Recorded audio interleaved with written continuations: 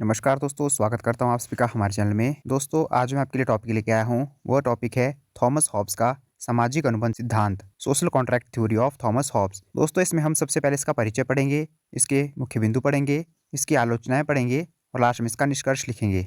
दोस्तों, शुरू करते हैं आज का टॉपिक। परिचय। थॉमस हॉब्स 17वीं सदी के एक प्रसिद्ध अंग्रेज दार्शनिक थे, जिन्होंने अपनी कृति लेवियाथन में सामाजिक अनुबंध सिद्धांत को विस्तार से समझाया। हॉब्स का मानना था कि मनुष्य स्वाभाविक रूप से स्वार्थी और शक्ति प्रेमी होते हैं। प्राकृतिक अवस्था में, जहाँ कोई सरकार या नियम नहीं होते, मनुष्यों का जीवन सभी के खिलाफ सभी का युद्ध, war of all against all होता है, जो एकाकी, गरीब, अप्रिय, पाश्विक और छोटा होता है।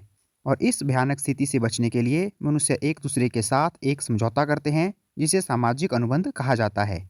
इस समझौते के तहत वे अपनी कुछ स्वतंत्रताएं एक संप्रभु शक्ति, सोवेरियन पावर को सौंप देते हैं, जो बदले में उन्हें सुरक्षा और व्यवस्था प्रदान करती है। दोस्तों, अब हम इसके मुख्य बिंदु लिखते हैं। सबसे पहला है मानव स्वभाव, ह्यूमन नेचर। हॉब्स के अनुसार मनुष्य मूल रूप से स्वार्थी, अहंकारी और आत्म संरक्षण की प्रवृत्ति से प्रेरित होते हैं। उनमें शक्ति, भय और संघर्ष की इच्छा प्रबल होती है। वे अपनी इच्छाओं को पूरा करने और दूसरों पर हावी होने का प्रयास करते हैं। अगला पॉइंट है प्राकृतिक अवस्था, स्टेट ऑफ नेचर। यह वह काल्पनिक अवस्था होती है जहाँ कोई सरकार, कानून या अधिकार नहीं होता। हॉब्स के अनुसार यह सभी के खिलाफ सभी का युद्ध की स्थिति है।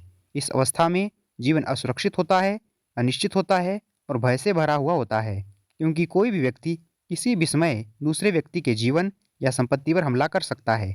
न्याय और अन्याय जैसी कोई अवधारणा नहीं होती। दोस्तों, इसमें हॉब्स बोलते हैं कि जो प्राकृतिक अवस्था होती है उसमें न्याय और अन्याय जैसी कोई भी धारणा नहीं होती है, और उसमें मनुष्य को डर लगा रहता है, क्योंकि दूसरा व्यक्ति कभी भी उसके जीवन या संपत्ति पर हमला कर सकता है।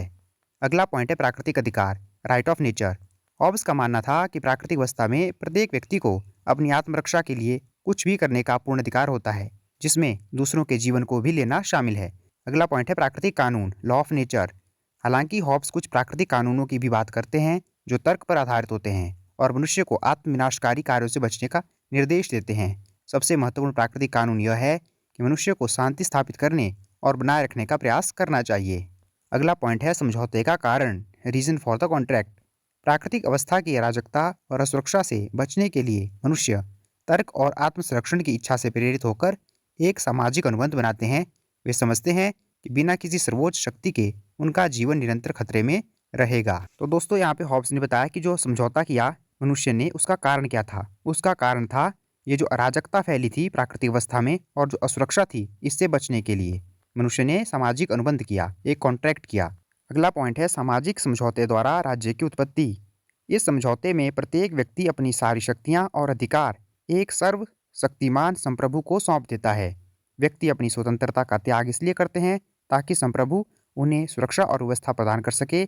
यह संप्रभु निरंकुश होता है और उसके आदेशों का पालन करना सभी के लिए अनिवार्य होता है। तो दोस्तों, यहाँ पे हॉब्स बताते हैं कि सामाजिक समझौते के रूप में राज्य की उत्पत्ति होती है, और यह जो राज्य है वो निरंकुश है और उसके आदेशों का पालन सभी को करना अनिवार्य है। अगला पॉइंट है राज्य का स्वरूप, nature of the state. Hobbes के अनुसार सबसे अच्छा शासन स्वरूप निरंकुश राजतंत्र है, जहाँ सभी शक्ति एक व्यक्ति या निकाय के हाथ में केंद्रित होती है।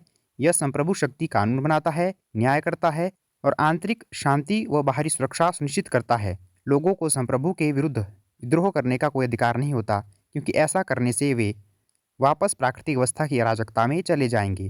तो दोस्तों, हॉब्स समर्थन करते हैं एक निरंकुश राजतंत्र का, जिसमें की जो शक्ति होगी वह एक व्यक्ति या निकाय के हाथ में केंद्रित होगी। और हॉब्स कहते हैं कि लोगों को इस संप्रभु के विरुद्ध विरोध करने का कोई अधिकार नहीं है, क्योंकि अगर वो विरोध करने लग जाएंगे तो दोबारा से उसी प्राकृतिक अवस्था की अराजकता में चले जाएंगे। दोस्तों, अब हम इसकी आलोचनाएं लिख लेते हैं। तो पहली आलोचना है मानव स्वभाव का निराशावादी चित्रण। आलोचकों का तर्क है कि हॉब्स ने मानव स्वभाव का बहुत ही नकारात्मक और निराशावादी चित्रण किया है। वे मानते हैं कि मनुष्य केवल स्वार्थी नहीं होते, बल्कि उनमें सहयोग, सहानुभूति और सामाजिकता की भावना भी होती है। अगला पॉइंट है ऐतिहासिक असत्यता। प्राकृतिक अवस्था एक काल्पनिक अवधारणा है और इसका कोई ऐतिहासिक प्रमाण नहीं मिलता है। समाजों का विकास धीरे धीरे हुआ है, न कि किसी एक समझौते के परिणाम स्वरूप। अगली जो इसकी आलोचना है वह है निर्कुंज सत्ता का समर्थन। हॉब्स का सिद्धांत एक निर्कुंज शासक का समर्थन करता है, जो नागरिकों की स्वतंत्रता और अधिकारों को सीमित करता है। आलोचकों का मानना है कि इससे तानाशाही को बढ़ावा मिलती है और शासक के सत्ता के दुरुपयोग को रोकने का कोई तरीका नहीं होता। अगला पॉइंट है स्वतंत्रता का अभाव। हॉब्स के समझौते में व्यक्ति अपनी स्वतंत्रता का लगभग पूर्ण त्याग कर देते हैं, जिससे वे शासक के दास बन जाते हैं। यह विचार आधुनिक लोकतांत्रिक मूल्यों के विपरीत है, जहां व्यक्तियों के अधिकारों और स्वतंत्रता पर जोर दिया जाता है। अगला पॉइंट है शासक समझौते का पक्ष नहीं।